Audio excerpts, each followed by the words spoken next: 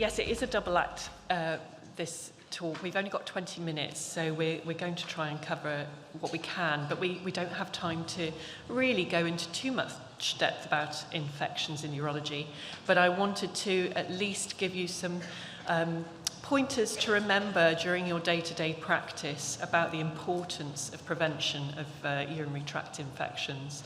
And I'm going to hand over to my colleague Helen towards the end of the talk to talk a little bit about the resources and services we have available at the Urology Foundation.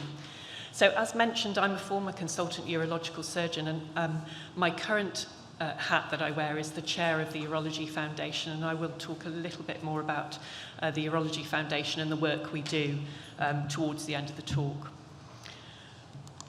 So why do urology infections matter? Well, I think this graphic sums it up quite well, actually. In the UK, urinary tract infections account for an awful lot of hospital admissions, but that's the tip of the iceberg. There's an awful lot of urinary tract infections which are managed in the community. If you imagine that 1 in 2 of us in our lifetime will experience some sort of urinary tract infection. Now, that may be a simple UTI that you never have again, but it could be recurrent chronic urinary tract infections or other types of infection. That means that the other half of you, who are going to be lucky enough not to be affected by urinary tract infections, are highly likely to know someone close to you, a loved one or a close friend, who will be affected by it. So it's something that we all need to be aware of.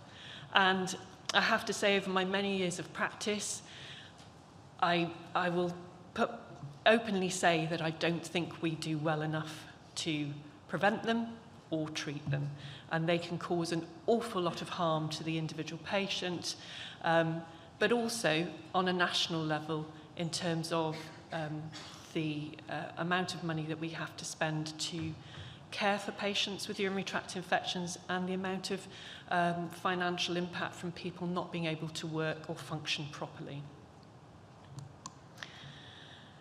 So just to remind you about the potential sites of urinary tract infections, everyone thinks of cystitis, just bugs in the bladder, in the urine, and you're running to the toilet a lot.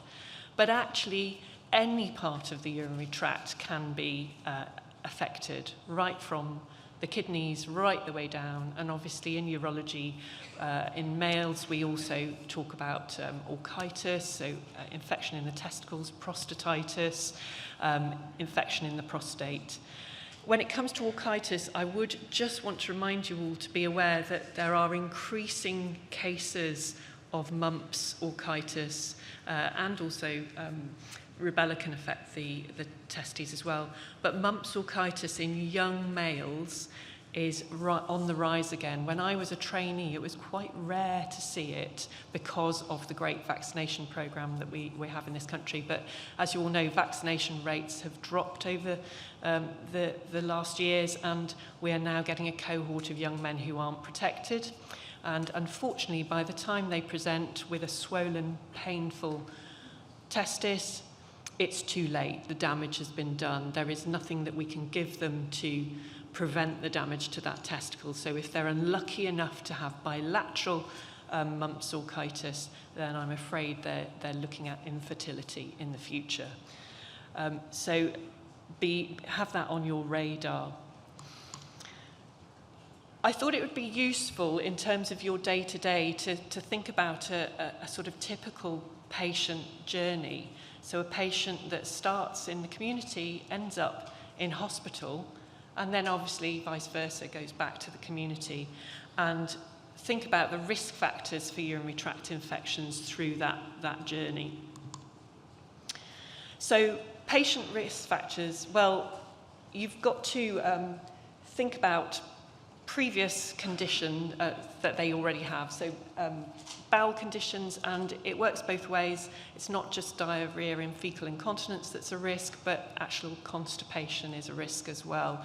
Anything that affects the natural balance of the good and bad bacteria that live around our perineum can affect your risk of getting a UTI. Conditions which affect bladder emptying, and in the world of urology we see a lot of this,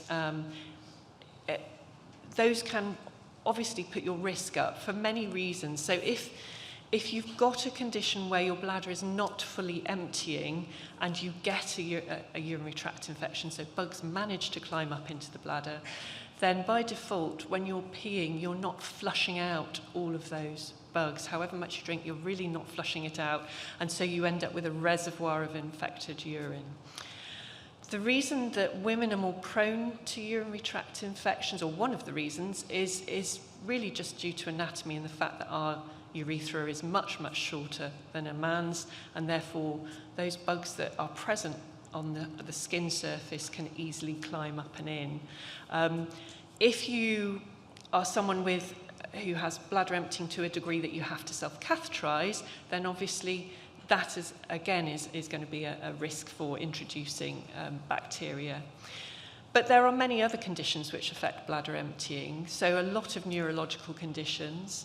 MS is one of the typical ones where patients can have incomplete bladder emptying and may require self-catheterization, but at the same time they can have an overactive bladder which is making them run to the toilet a lot and leak. So it's sort of almost like an oxymoron that they have a sort of overactive and an underactive bladder. Their bladder's overactive when they want to store urine, but underactive when it needs to empty properly.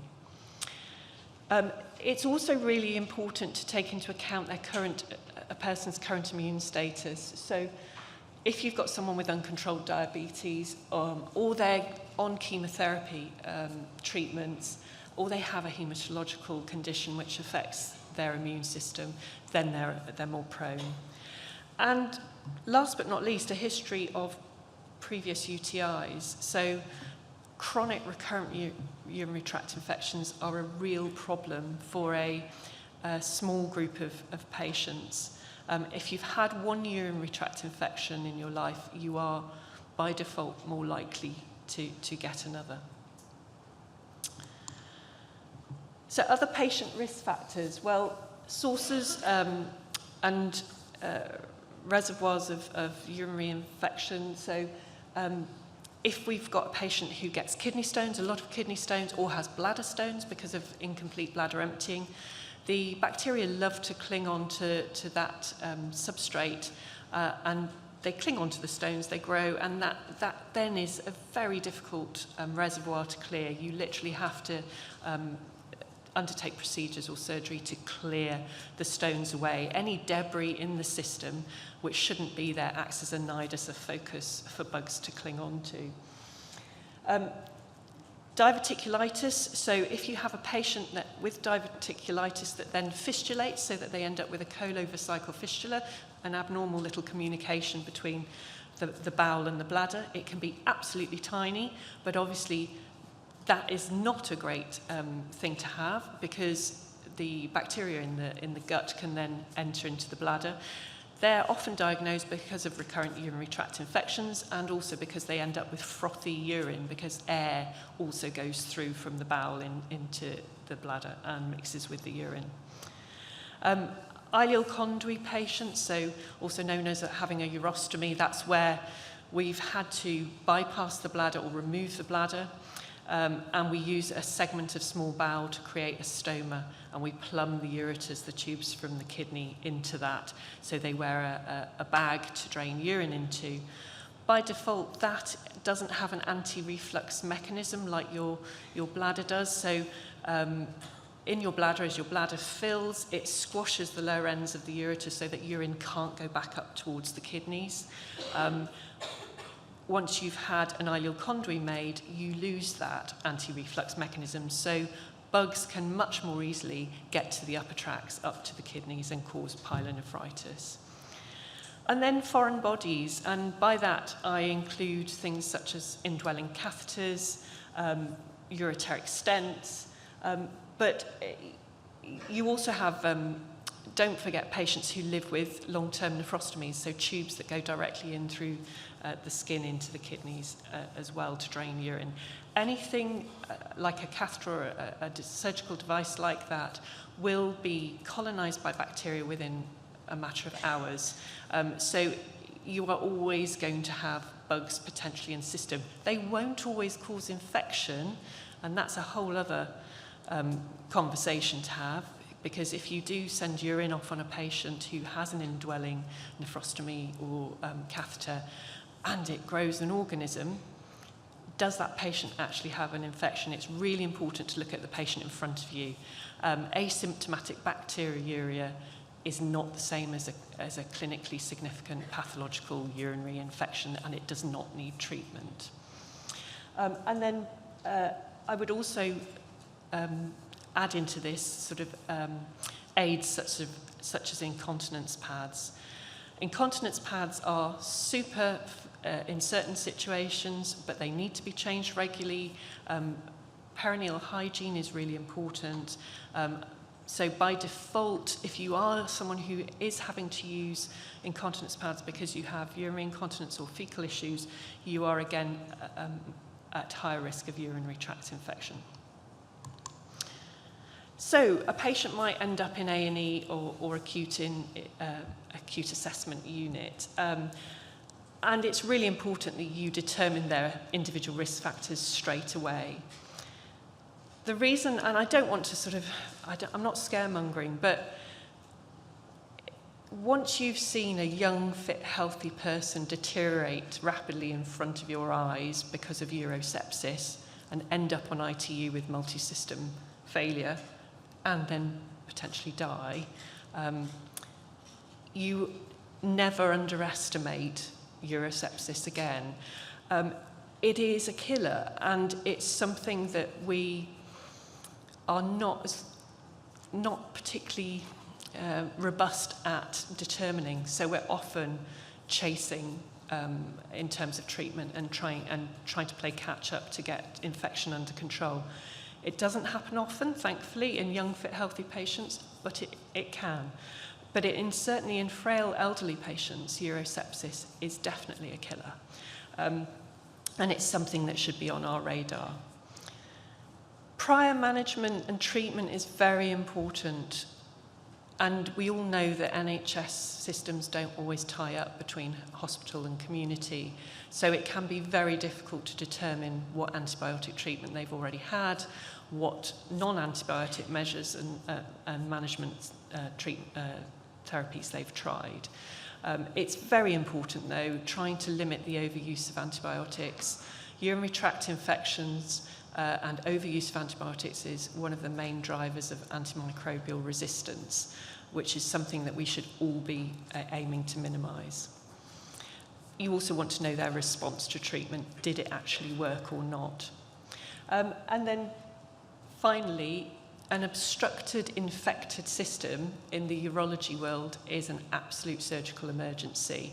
So if you've got pus anywhere but from the kidney down through the bladder, if you don't drain that as soon as possible, then they will develop urosepsis and they will go into multi-system organ failure.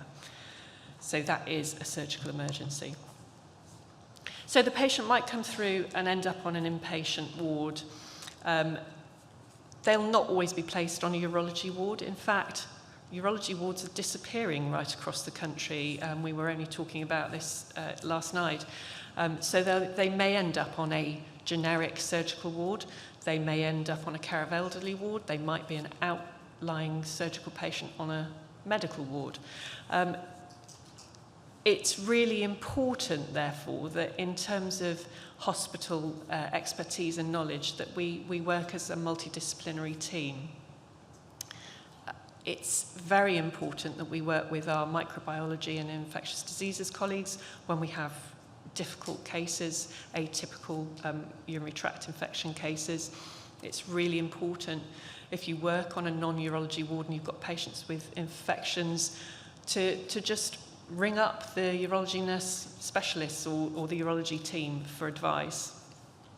There are a lot of patients around who come in with catheters, and our workshop later is talking about catheter-associated urinary tract infections, who don't necessarily have the input from a urology specialist or have ever had the input of a urology specialist. Given that we deal with catheters day in and day out, we are more than happy to give advice.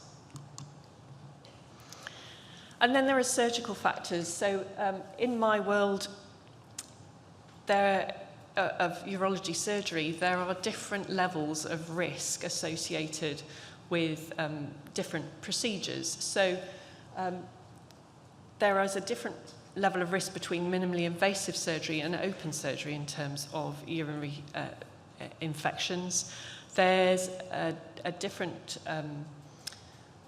level of risk between what I would class as clean and dirty procedures. So if you're having to open bowel, or if someone's had major trauma and the bowel is disrupted and the urinary tract is disrupted, that by default is a dirty surgical field. There are also differences between the type of surgery we do in terms of the antibiotic prophylaxis that we give. So if we are putting an implant in, say an artificial urinary sphincter, then implants and infection really don't mix. If there's any infection around an implant, unfortunately you end up having to take the implant out. The patient then has to recover from the infection before they can go on to further surgery. And post-op antibiotic treatment is often determined by the type of surgery and those factors I've just mentioned above. But we try and keep it nowadays as minimal as we can in terms of antibiotic use. When I was a young junior doctor, there was sort of like everyone who had surgery got 7 days regardless of high-dose antibiotics. Those days are long gone, thankfully.